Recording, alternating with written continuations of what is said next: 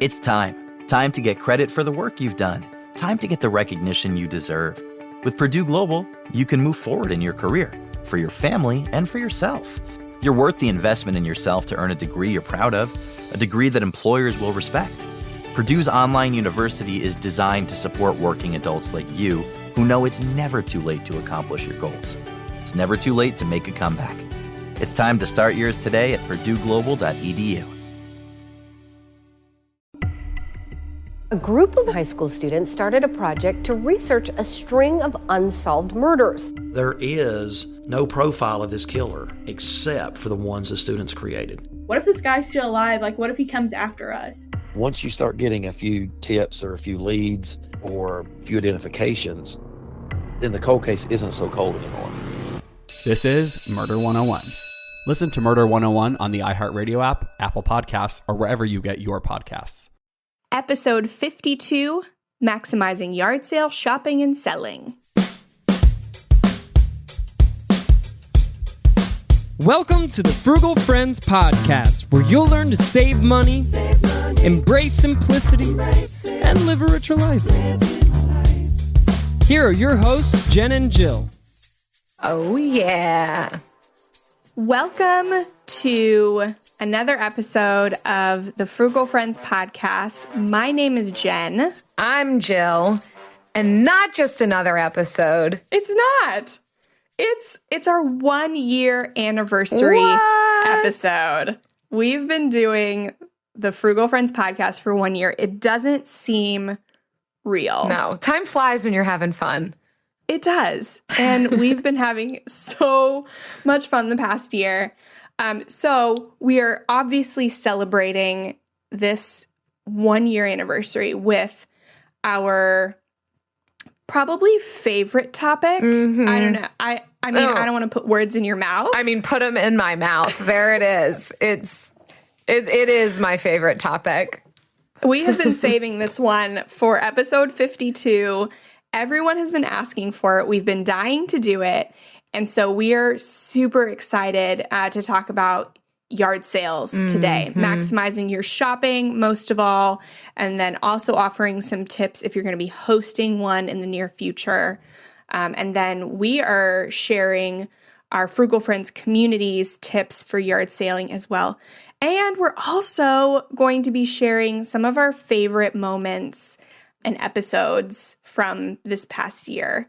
So this is going to be a jam-packed one. Yes. Oh, so excited. What better way to celebrate a year than talking about yard sales? Not just recapping. We'll get there. We will do some recapping and our favorites and our highlights. But my goodness, to mark 52 weeks with a conversation on yard sales, you're welcome. And I just want to lean in and get so excited, but I can't really because my stomach is so big right now that I'm like leaning over, and I wish you could see the combination of discomfort and excitement that I'm trying to portray right now. It's good. I'm watching it and I'm enjoying every bit of it. But it is nice because we had this conversation before we started recording, like you have to lean back now. Like your belly is so round with human inside of you that you have to lean back. But it looks very commanding on you. It looks like you're owning the room. You're knowledgeable on the topic. You are very laissez-faire about things. And yes, I think it's really going to add to the dynamic of this episode. Thank you. Yeah. Well, if for the next few months you hear just authority and in my voice, and I don't know what else, angst, then that's what it is. I did not just climb steps. I am growing a child, a human child. It's there, and it is growing. And what else is growing is our love for our sponsors. Let's do it. And we definitely have some good ones for you today. Well, this 1 year episode, is also brought to you by Yellow Posters. So exciting. They grab our attention and remind us of sunshine. And this time of year, they're popping up everywhere, declaring their sweet messages of yard sales, estate sales, multifamily garage sales. So follow those glorious black arrows on those amazingly durable yellow posters and snag yourselves some discounted decor, kitchenware, clothing, and more. Yellow posters, alerting us to treasures everywhere. There was even some rhyming in there that wasn't even intentional. I saw that. But that's what you get on week 52. You know, 1 year in, you get more than you bargained for. You definitely get more than you pay for. We should start making money. What are we doing with that $3 a month? Where are we investing that?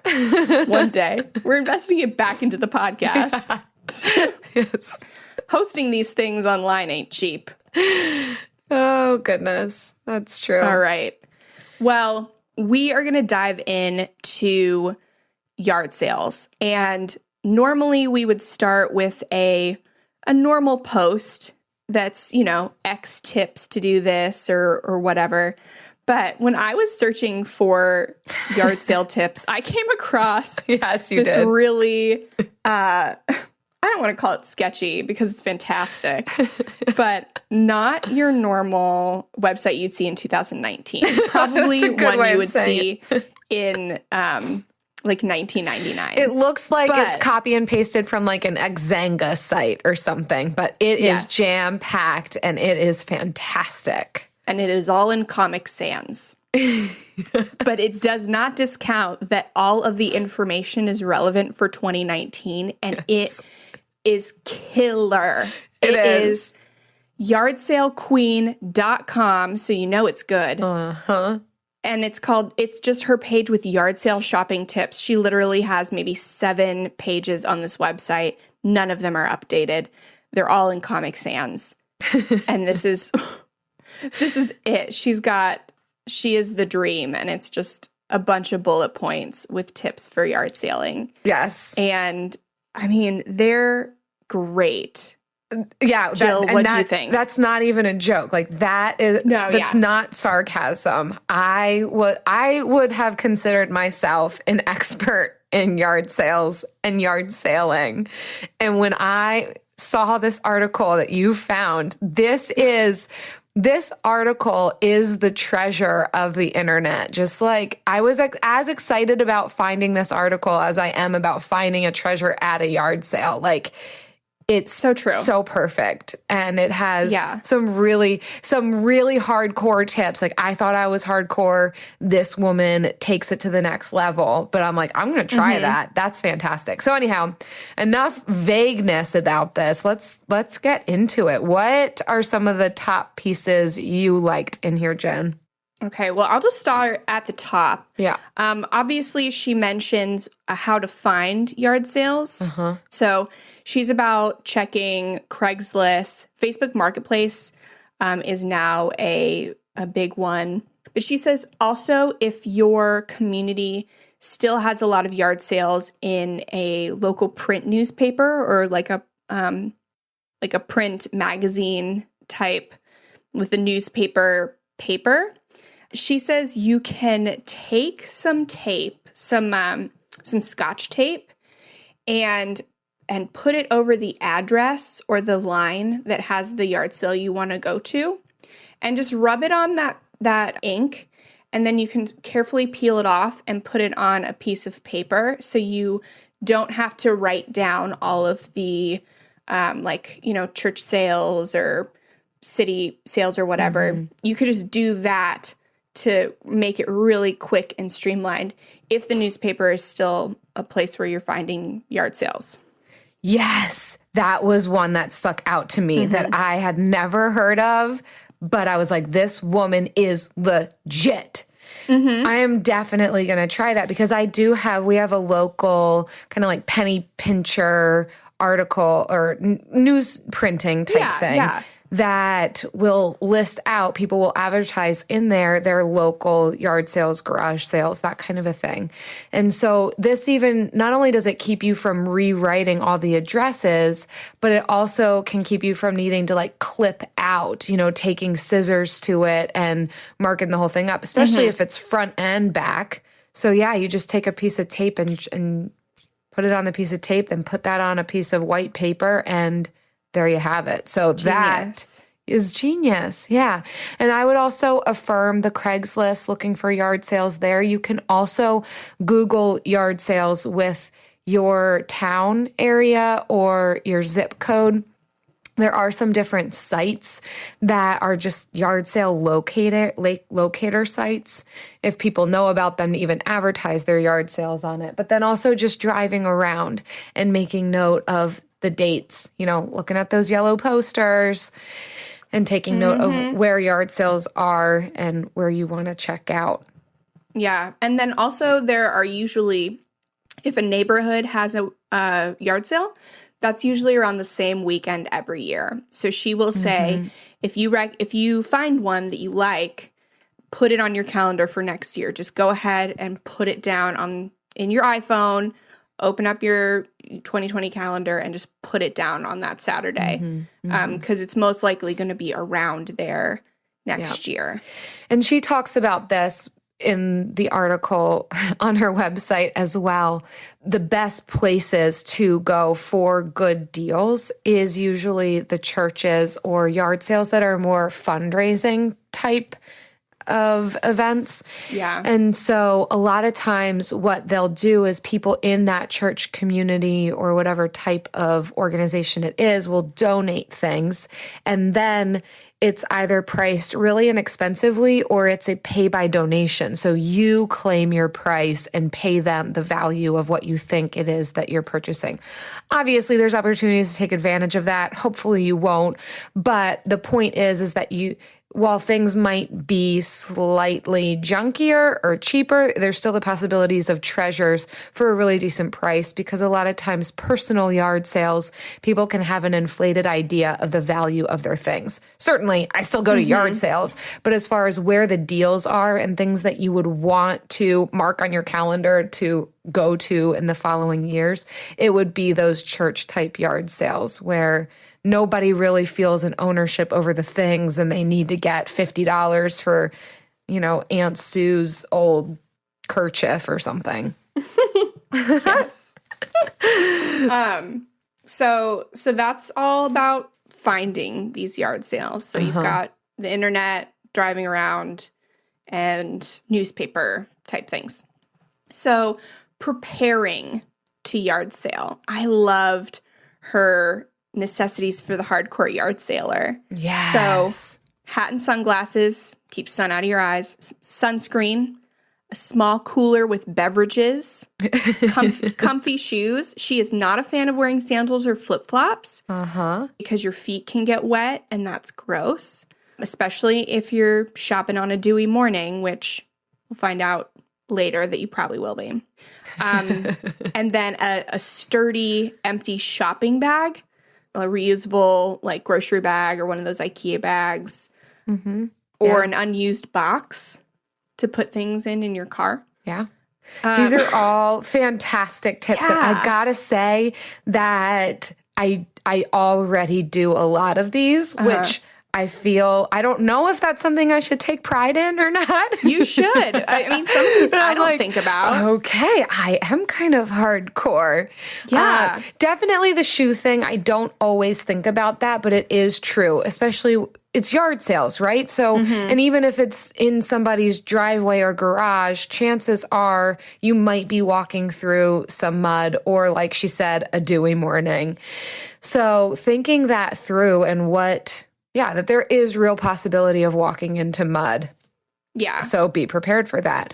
But also these things to keep on hand. I really like the sturdy bag idea, especially for these donation church sales, mommy markets, these types of things, your hands can get full really quickly. And usually in a large open space, there's not going to be a spot for you to just set your things down. When you see something good, you want to be able to carry it around, but your hands can get full very quickly. And then it's tough to keep digging. Oh my, how to solve this problem. So bringing in your own bag as you shop, then, as she also points out, eliminates the time waster that it is to have to go ask somebody for a bag or try and find an empty box at the sale that you can use.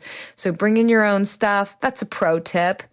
Also, other things to just keep in your purse or keep in your car that she suggests and that I would agree with. So a tape measure, especially if you're looking for something really specific for a certain spot in your home, like curtains or a piece of furniture, you kind of know the measurements of what it is that you're looking for. That's really fantastic to have to keep on hand as a tape measure. Also, ratchet straps. We always keep these in our car because you Nobody never thinks know. of that. You never know, first of all, what you're going to find along the side of the road, even on non-yard sale days. But also, at a yard sale, you may come across an amazing find of something that you want in your home, or maybe something you want to try to flip and redo and resell, whatever. Ratchet straps are a good thing to have in your car. Extra batteries. I don't do this, but it's a decent tip. That if you want to test things out, and maybe there's not batteries in a toy or in an appliance, and you've got batteries of different sizes, you can test it out before purchasing. Hand sanitizer, that's a good one because you're digging through, rifling through different things. Then you may not be able to get to a spot to wash your hands. You might be grabbing that pretzel or cookie from the cute little kids selling it at the end of the street at their yard sale. It's just good to have clean hands. Yes. So that's a good one. And then, like you said, Jen, the box for treasures in your car so that as you put things into your car, you lower the risk of it tumbling around and breaking. It's your new treasure. You need to keep it safe. Yeah. And for people that don't know what ratchet straps are, because I didn't know this until I married a man that always carried ratchet straps. Okay. They're just like things that you connect. So if you need to something won't fit in your trunk and you kind of need to have the trunk up, you can either put the ratchet straps to connect the trunk to the bottom of the cars to secure the thing. You can also use those little bungee cords. The ratchet straps work best if it's, if you got to pick up a truck, but most of us driving those 97 Corollas. But so that is something, if you can't find the ratchet straps, maybe some string or things to secure larger items that you're putting in your car. And then also a multi-purpose tool with a Phillips and a flathead. So you can open up battery compartments and stuff. But those are great tips and they make yard sale shopping just a lot easier. Yeah. Yeah.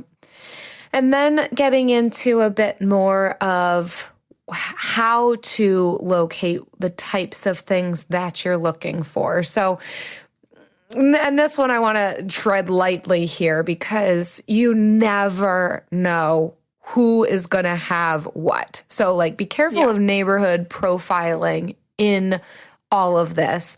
But it is worth stating that in general, if you are going into a community that seems to have a lot of swing sets in their backyard, it might be a little bit younger families in that community, it's probably not where you're going to find a plethora of antiques.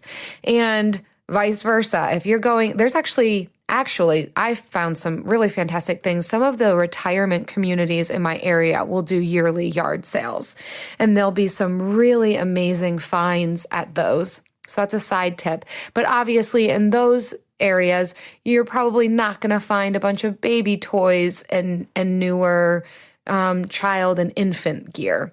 So if you're looking for something specific, keep in mind the house that you're going to, you know, who lives there? Who is it that's selling these things? What are they probably going to have for you?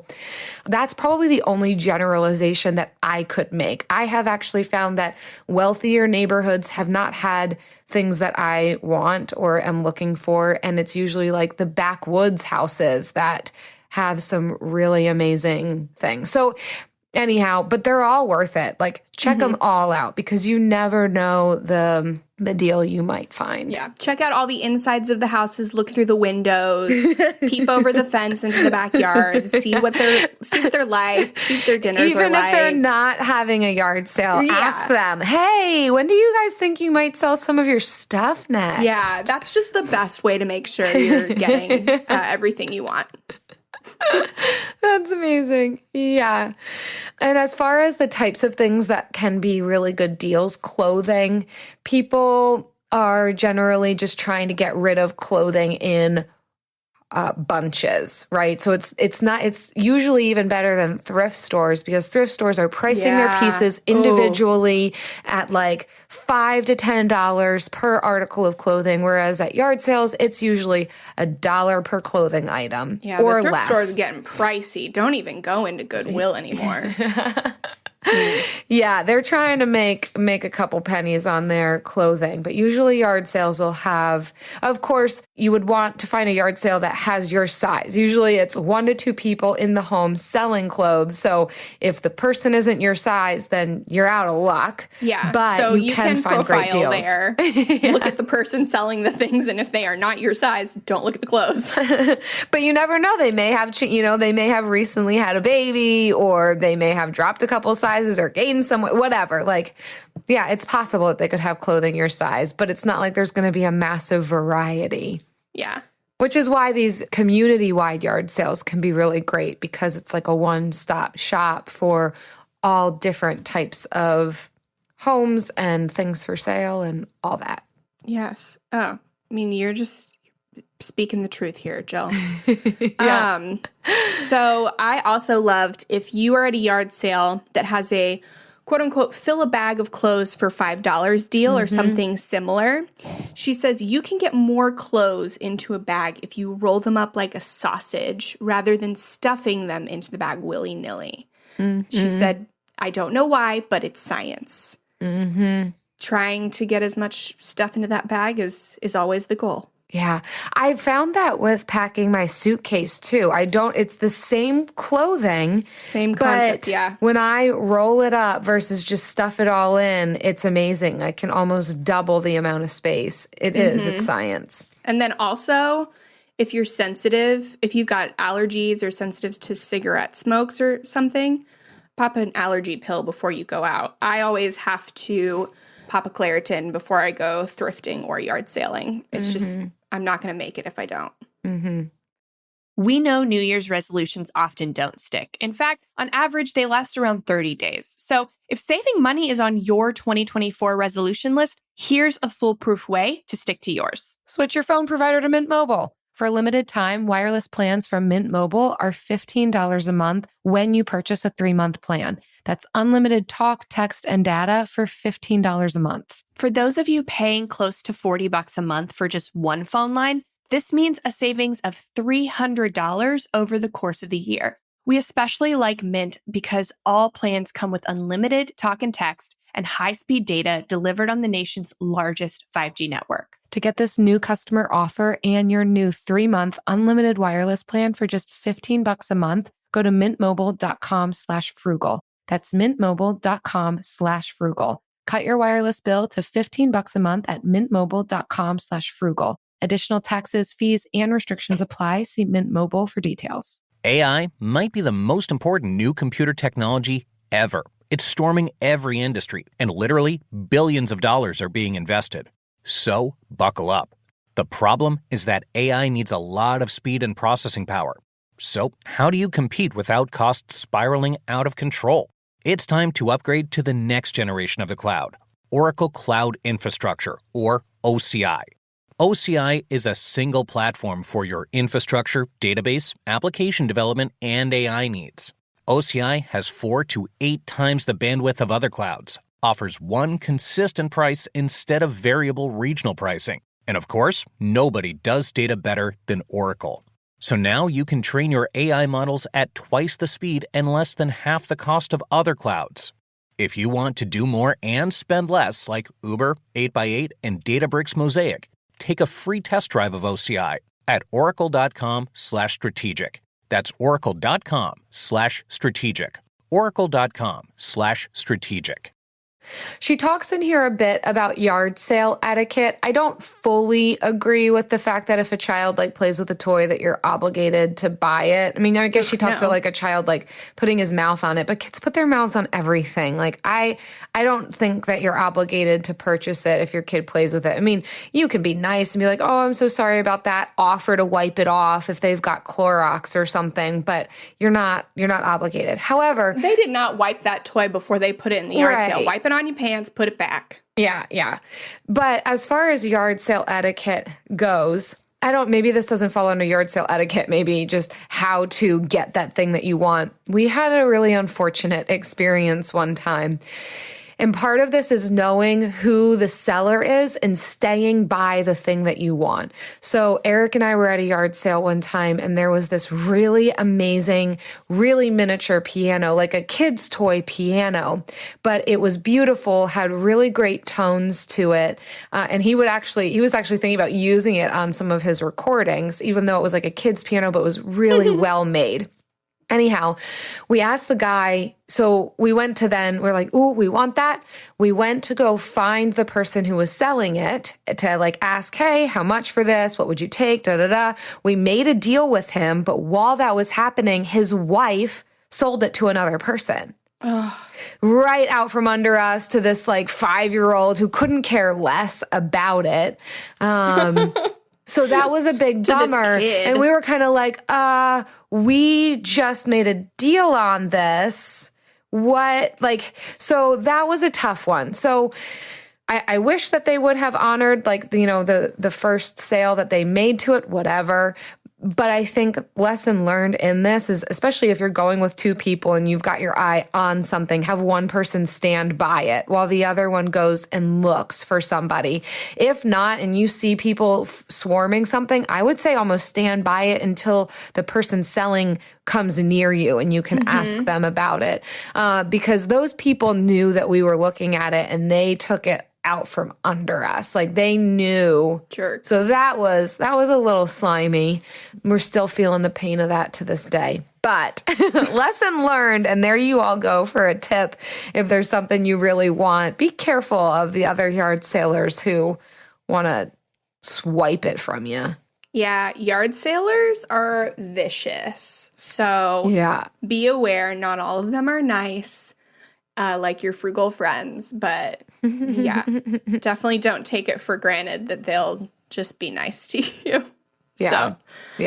I like some of her tips for like finding out. So if you are buying something in a box, always look through the box, and don't just open it up, but actually inspect what's inside. Because sometimes people put old things in new boxes. Like when you're buying dishes or glassware, run your fingers around the edges to catch any chips or anything. That can really help you negotiate down prices, even if you do want it with the chips. And then if you are trying to buy shoes, then you can, she says, if you're trying to buy shoes for kids, you can keep a tracing of their foot with you. So even if the kids don't yard sale with you, you can have their foot outline and you can slip it into the shoe to see if it's going to fit or if it's in a size that will eventually fit soon. Yeah. That is genius. That's genius, not just for yard sales, but for just shopping in general for kids. Yeah, if you don't want to take your kids with you, just be like, here, Timmy, let me outline your foot. Yeah. Which was always my favorite part, was getting my foot measured and like traced when you would go to a shoe store. Yeah. Like as a kid, I thought that was cool. Yeah. Anyway, she also gives tips, just random tips, like if they put price tag stickers on it, to take those off once you purchase it as soon as possible. The longer a sticker stays on, the more sticky residue is possible that it leaves behind. So just, I mean, this page goes on and on with fantastic tips. Yes, definitely bring your dollar bills. Don't try and haggle something down and then ask for change. And then whip out your 20. Oh, right. I've done that one. Oh, yeah, that one's the worst. The other day I bought something off Facebook Marketplace and I haggled. I just asked. It was $10. I was like, would you take 8? She said yes. But I didn't have any ones and I couldn't find them. And so I was not going to be like, do you have change for this? I was just like, you know what? Here's 2 5s. It's what I got. It's your lucky day. So, yeah, be prepared with change. This is a tip that I love and do practice. She says, when I'm going yard sailing, I wear a fanny pack. I don't carry a handbag. Whoa. Fanny packs for life. You do this, Jen? Yeah, we have a fanny pack. And mostly Travis wears it. But still, the fanny pack I have seen him wear a fanny pack. That is true.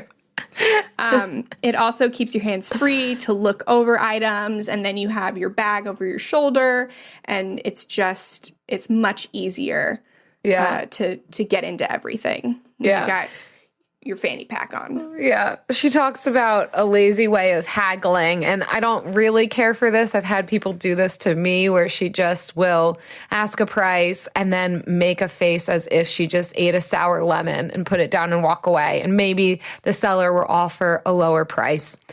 That can be offensive to some people because it is their things. And it's a little bit passive aggressive, but an alternative lazy way to haggling would be if you have, and I think we talked about this in our negotiating episode, but to ask for a price on something and then ask if they'll throw in something else. This would only work if you actually want more than one thing from the yard sale. I mean, don't just walk away with more crap than what you need. But if you are buying a planter of some sort, but then you also kind of like the candle, be like, oh, how much for this? Oh, would you throw in the candle for that price? I love doing that. Yeah. Yes. I love doing that. That's my favorite and usually not offensive and usually works. Pretty much every time it works. Yes. And my last favorite one on this list is if you see an item and it's priced too high and the seller won't negotiate, then give the seller your name and telephone number and tell them you're interested in it if it doesn't sell by the end of the day or by the end of the yard sale, and they're willing to come down on the price. Then you can leave, you can continue yard sailing, and then if it's meant to be, it'll be. If it's meant to be, you let it go, it'll come back to you.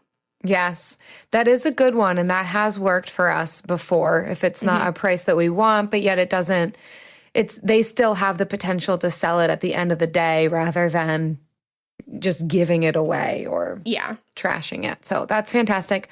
One other thing that she kind of alluded to in here, but I will also say, is to take your time at a yard sale too. If you see that you like something, there's no rush to have to walk up and pay for the thing right away, especially if it's an appliance or some sort of thing that requires operating. You can look that item up. Take your time while you're there to even look things up on your phone as far as value goes, the model that it is, whether it's worth what you would pay for it used, common things that might go wrong with it, reviews on it. So we've done that a lot, because there can be the excitement and the impulse buying that happens at a yard sale. So especially if it's a larger ticket item, take your time, look it up, make sure that it's going to be a good purchase. If at all possible, use it, turn the thing on. Yeah, these are all important things to keep in mind, especially for the bigger ticket items. Yeah. And I hope that you found out some things that you didn't know about yard sailing and that you will take it into your future yard sales. Because I learned some things that I didn't realize, and I've been to quite a few yard sales. Yeah. So, I'm very excited. Lastly, because we did mention we'd get here, is getting there early, but not too early. Like, don't be that annoying early bird. That is a part of yard sale etiquette. Like, don't come an hour before it starts. Yes. Come on time, but getting there early can, especially if you've already spotted it out and it's like, okay, this one's going to look like a good one. I think that they're going to have some things that I want. Get to that one early and get the things that you want. On the flip side, coming late can get you good deals if you don't have your eye on something specific, because sellers are motivated to get rid of their things by the end of a yard sale day. Yeah. So both are good. Early is good for if there's a lot of things and you kind of know that there's some bigger pieces you want to purchase. And late is good for the deals. Yes. Well, that kind of leads us into our next article. Yes. From Money Talks News. And this one is 15 tips for super profitable yard sale, but some of these can also be translated in how to shop more effectively. And then the first one on this list is start early. So if you're throwing a yard sale, like it's a party. Throwing a party. Yeah. I like it. Throw a yard sale. You're throwing a yard sale or a yard shower. That's a frugal activity. I'm right. I'm like in the throes of my baby shower. But if you are having a yard sale or planning to yard sale, start early, because you already know you're getting a good deal because it's a yard sale. So starting right when they open, don't be one of those people that shows up to the yard sale that starts at 8 at 7 a.m. Don't show up then. It's not going to be set up. There's not going to be anything out there. You're going to make everybody stressed who's trying to set it up. Like, it's just not. And it's not a good time to haggle either. I think sometimes people think, I'm going to get there an hour early and then I'm going to be able to talk people down. Like, that just annoys them. They're going to get pissed at you and they're not going to bargain with you. They're going to choose the person that got there at 8. Yeah. So don't do it. But I mean, definitely don't start at noon. Like, look at what time other yard sales are starting the week before. Yeah. 8 a.m. is usually an acceptable time. And I will say that the trend in yard sales is that a lot of people are starting them on Fridays. I don't know how or why or what the job market is doing, but a ton of people have and go to yard sales Friday mornings. Yeah, well, it's a really popular thing in the South. Yeah. Because we obviously have our snowbirds can come during Fridays. Right. So if you are in the South, try Friday. Yeah, even Friday mornings, doing Friday morning and Saturday morning. I have found with my yard sales, I actually do better on Fridays than I do on Saturdays, which is less competition too. Right. Yeah. So then the second tip on here is for when you are throwing a yard sale. I like that vernacular. I'm going to use that.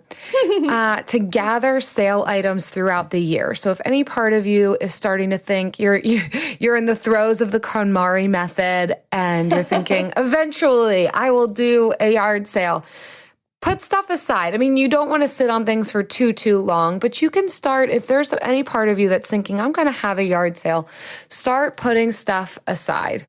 And gather it throughout the year, because it can be a lot of work to have a yard sale.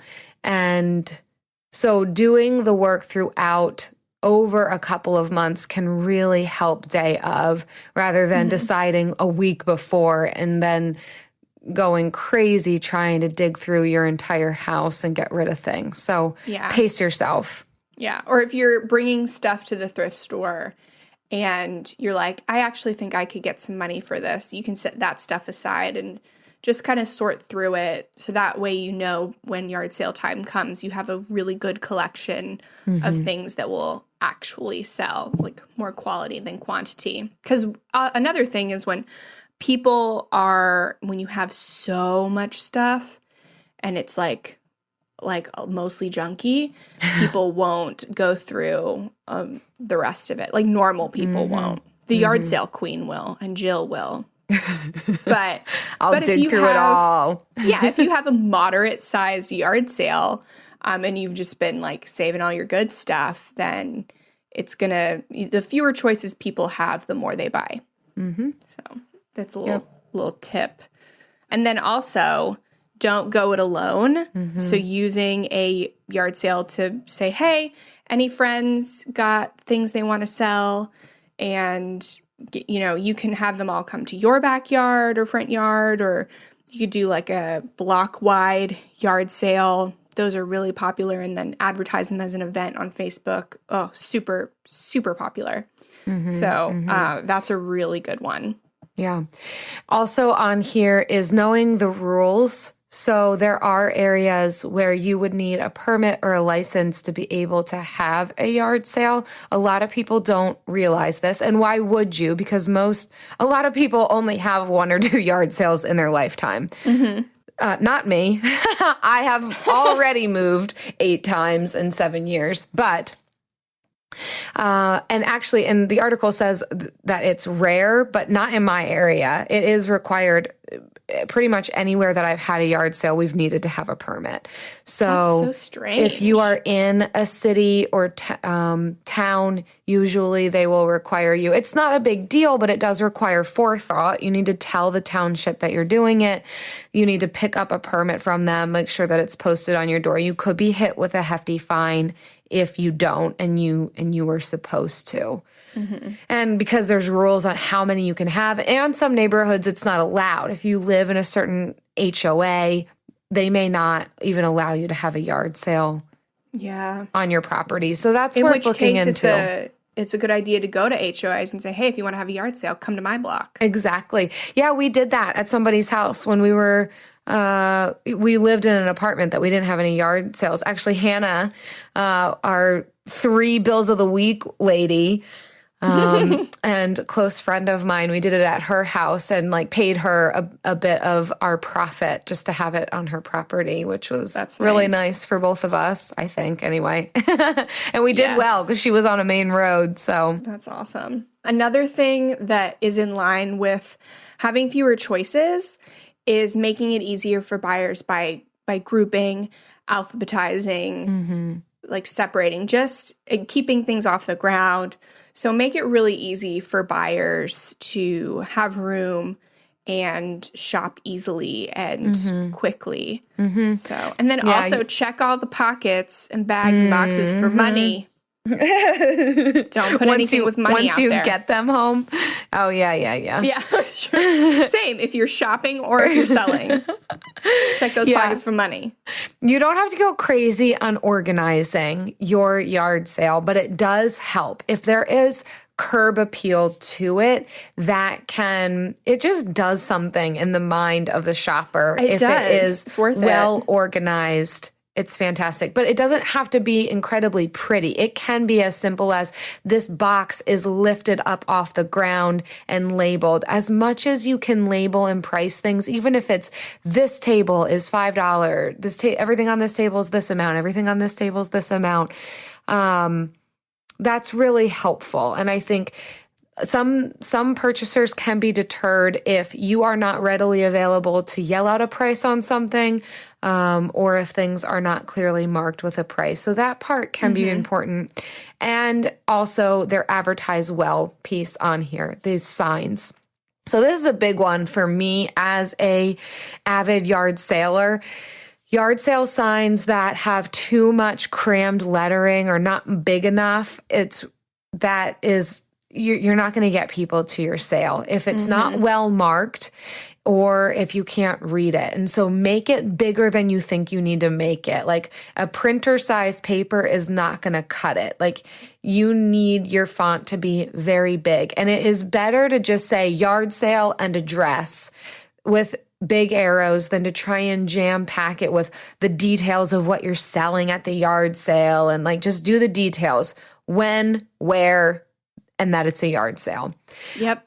Also, if possible, don't start advertising 10 miles out. I get it if you're like you live in the middle of nowhere, but you're going to lose people if you're trying to get them from a road that is like 10 miles away. Yeah. And if they show up, they may not be the happiest campers. And also watch the clock. So I know when you're doing a yard sale, it can get very busy and you can lose track of time. But set alarms or something that let you know what time it is. So that way, as the day goes on, you can become more flexible in your pricing and, let people get away with more things. So you're not there trying to be there until late into the evening getting this stuff out. Yep. I also like the tip on keeping it simple. So this one's referring to pricing everything in understandable increments. I would say go no smaller than quarters. A quarter, 50 cents, 75 cents, dollar and a quarter, like that type of thing. Or you could keep it even more simple with just dollar amounts. And then you can encourage people to buy in bulk, as in like 10 of these small items for $1 or whatever. But you don't want to be making change with dimes and nickels. Nope. So keep it easy on yourself. Yeah, don't even. And then the last one on this list that I love, don't blow your profits. So don't turn right around and spend that money you made at the sale. Use that to pay down your debt or beef up your savings, put it towards your Roth IRA. Do something with it. Do something with it that's going to make you or save you more money. Yep. Fantastic. I mean, I don't know what better way to end this portion talking about saving your money than with the Bill of the Week.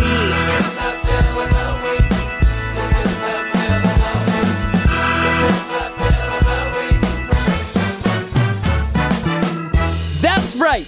It's time for the best minute of your entire week. Maybe a baby was born and his name is William.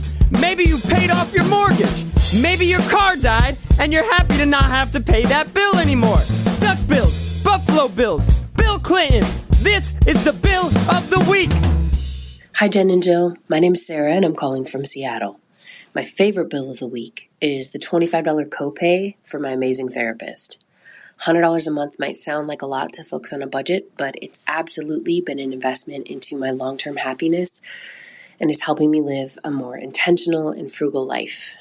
I grew up poor and also a part of a pretty strict religious community, and my therapist has helped me realize that I have a lot of anxiety and negative core beliefs, both about not having enough material possessions and not being good enough as I am, that have translated into buying things as a way to make myself happy and project the life I thought I should have. With my therapist's help, I'm deconstructing those negative thoughts, deciding what I want my life to look like, and learning how to be satisfied with what I have and grounded in who I am. Seriously, worth every penny. Your podcast has inspired me to work with my husband to cut stress-fueled discretionary spending and more quickly pay off debt to build the life that makes us happy. Thanks for the inspiration, guys. Oh my gosh. I'm a little bit close to tears for like a variety of reasons. And I don't think you listened to this Bill of the Week. I hadn't listened to this Bill of the Week yet.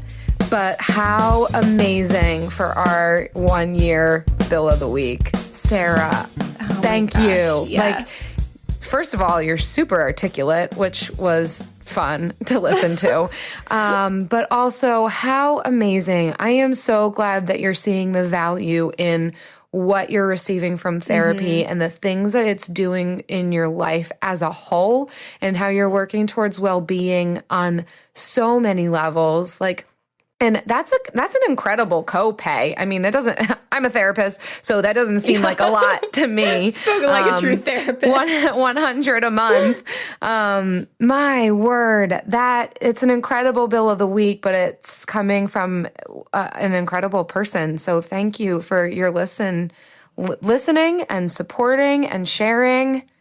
Yeah, thank you so much, Sarah. That is, gosh, one of my favorite parts. I mean, it is my favorite part of the week is hearing the Bill of the Week, and especially when they are like this and we can play just a tiny part in your really amazing story. So if you have an amazing story or just a funny story that you want to submit to us that has to do with Bill, visit frugalfriendspodcast.com/Bill to leave us yours. It is literally, no exaggeration, our favorite time of the week when we get to hear from you guys. Yeah. And we really feel like you're out there. I love the variety too, that sometimes they're off the wall and silly, and other times they are like snapshots into people's lives and amazing strides that people are making and taking. And wow, it's taken on its own life, like beyond what I anticipated the Bill of the Week segment to be. It's never too late. Never too late to earn a degree. Never too late for a comeback. Between your busy career and taking care of a family, it can feel like there's never a good time to go back to school. But your time is now. Time to start your comeback with Purdue Global. As Purdue's online university for working adults, Purdue Global is dedicated to supporting adults like you who know it's time to earn the recognition you deserve. You have the experience, you have the knowledge, it's time to get credit for the work you've done. You can balance work, family, and everything in between while earning your degree. It's time to move forward in your career, for your family and for yourself, with a degree you're proud of, a degree that employers will recognize and respect. You're worth this investment in yourself to earn a degree you deserve. It's never too late.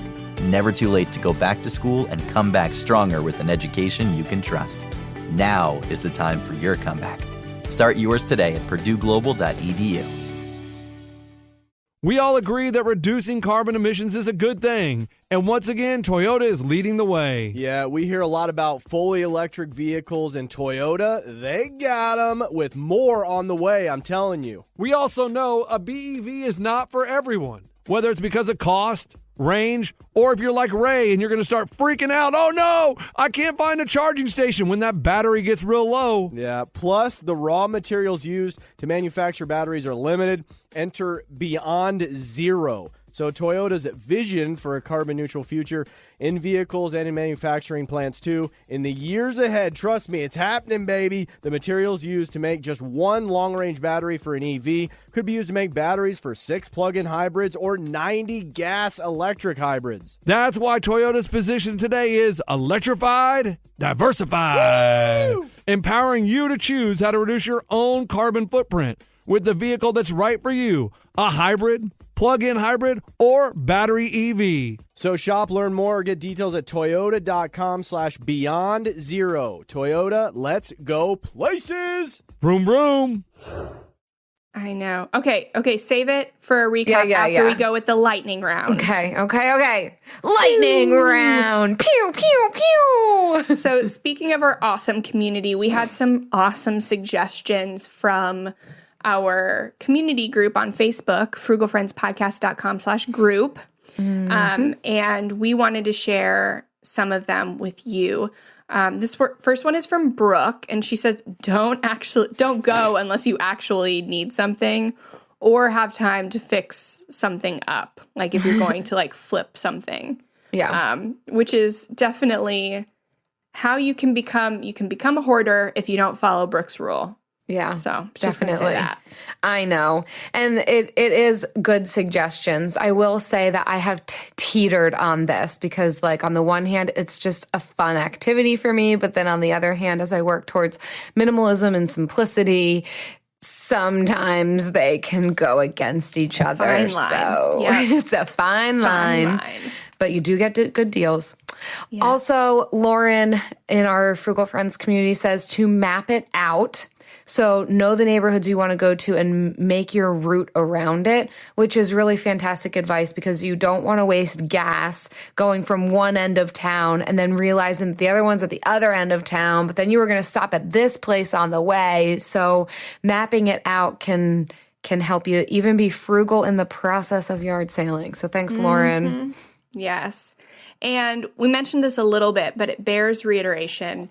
Elizabeth says, bring a notebook with the measurements of things that you need. So like spaces where you want to get furniture to fill something or even like small places and stuff. And then bring your own tape measure because you will be surprised. Nobody will have a tape measure there.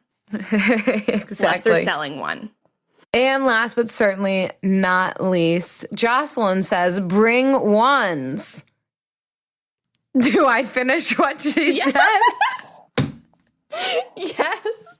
Yes. I can't bring myself to it.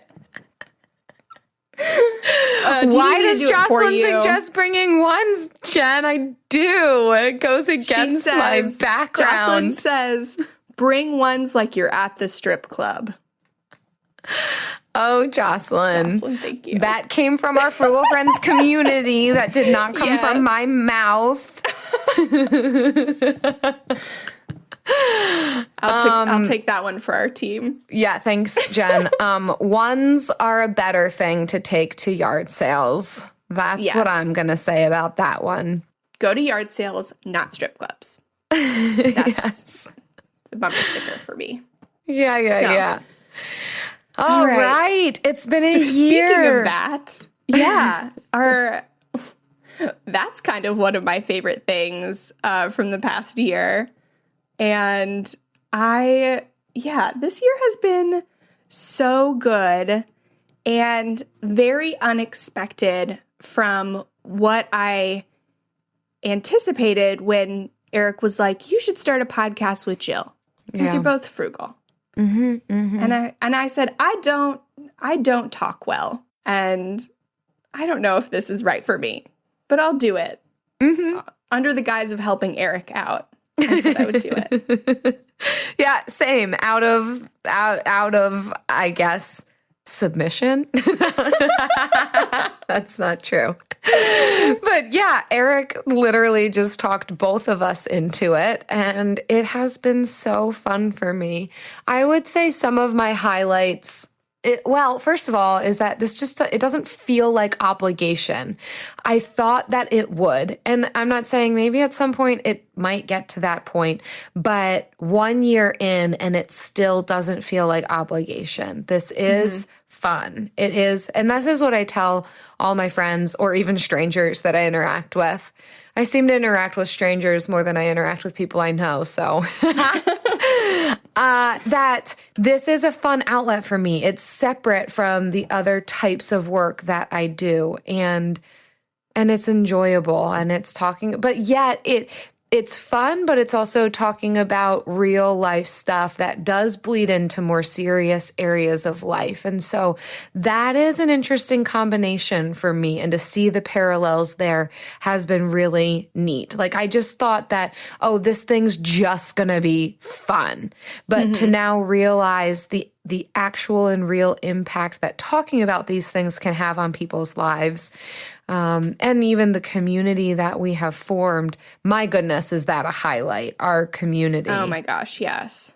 So I've been a personal finance writer for several years, and while I really enjoy it, I feel like I've been able to connect with people and meet people and help people in a way that I have never experienced before. Like, I really feel like I know some of you in our Facebook group or when you've left a bill of the week.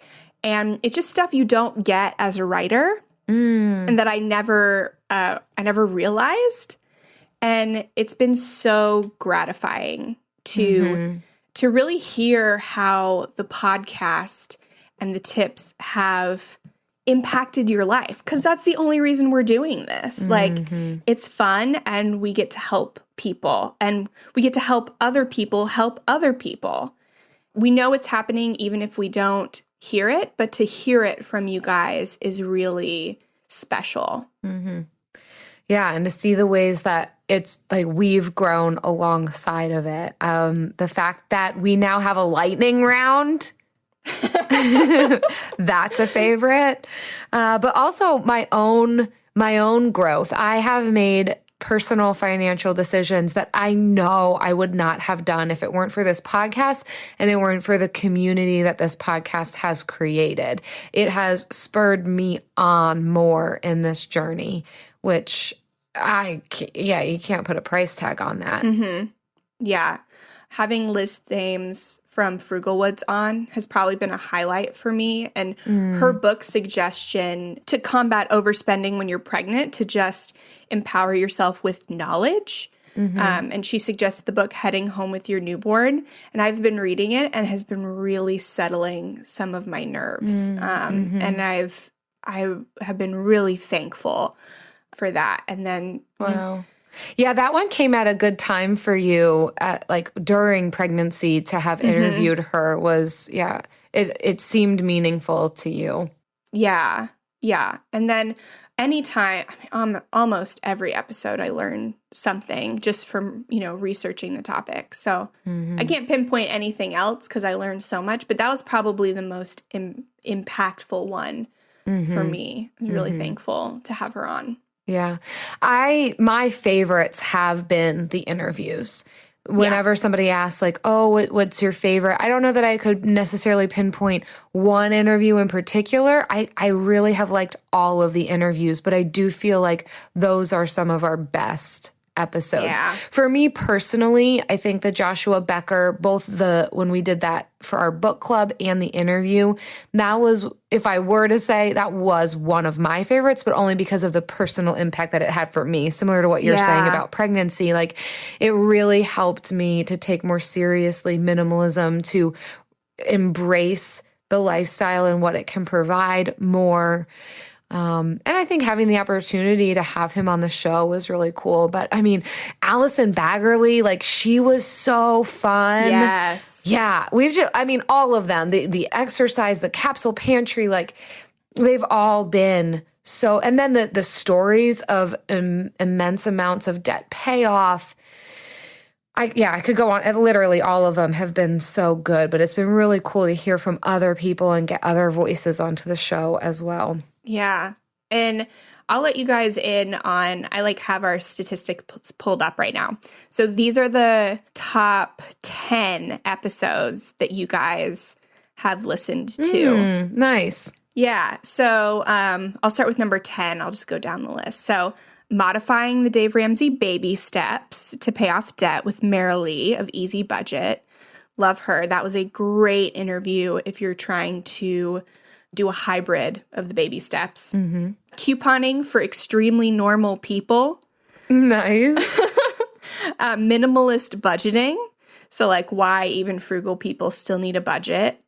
Allison's debt payoff story, Allison from Inspired Budget, how she paid off $111,000 with her husband while they were starting a family. Frugal Beauty, so natural, affordable beauty skincare tips. The tenacity and frugality it takes to pay off your mortgage with Andy Hill. Who writes these titles? Yeah. Must be a professional writer.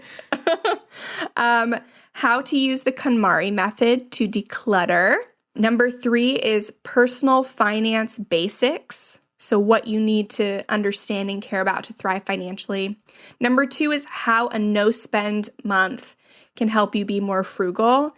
And the number 1 downloaded episode of all time, Frugality 101, our very first episode. That makes me nervous because I know, right? We did not have it down yet. No, our first few episodes were horrible. And you can tell by the 1-star review. All of our 1-star reviews were late, a year ago. Yeah. It's horrible. They weren't horrible.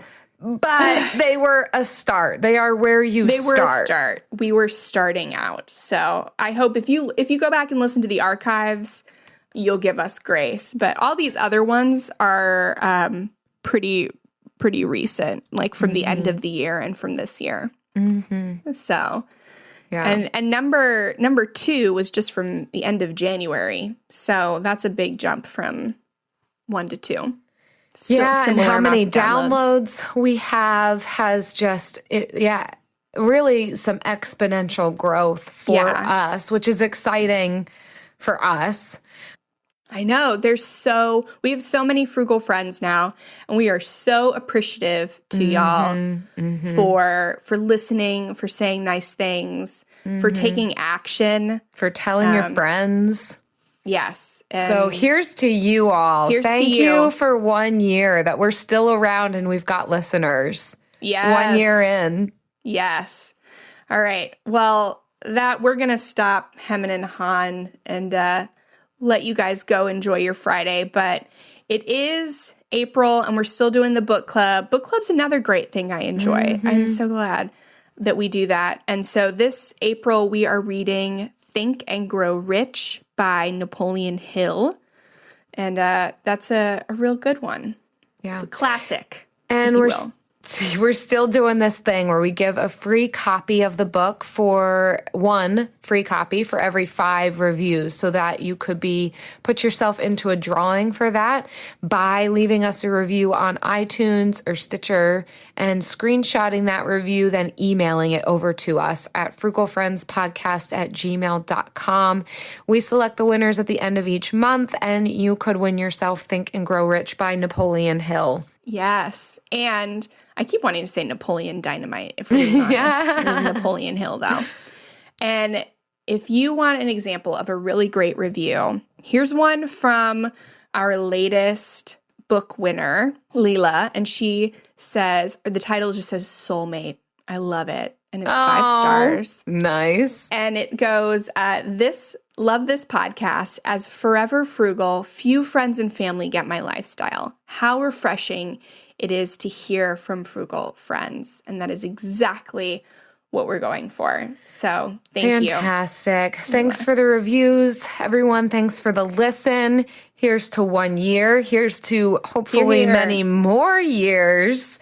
And feel free to join our Frugal Friends Facebook community group. Tell us what you have done in the past year financially or otherwise. Maybe what you'd like to see in the coming year in our podcast. Yeah, just interact, engage. Let's celebrate together. Yes. Many, many gifts. Thank you. See you next week. Frugal Friends is produced, edited, and mixed by Eric Sirianni.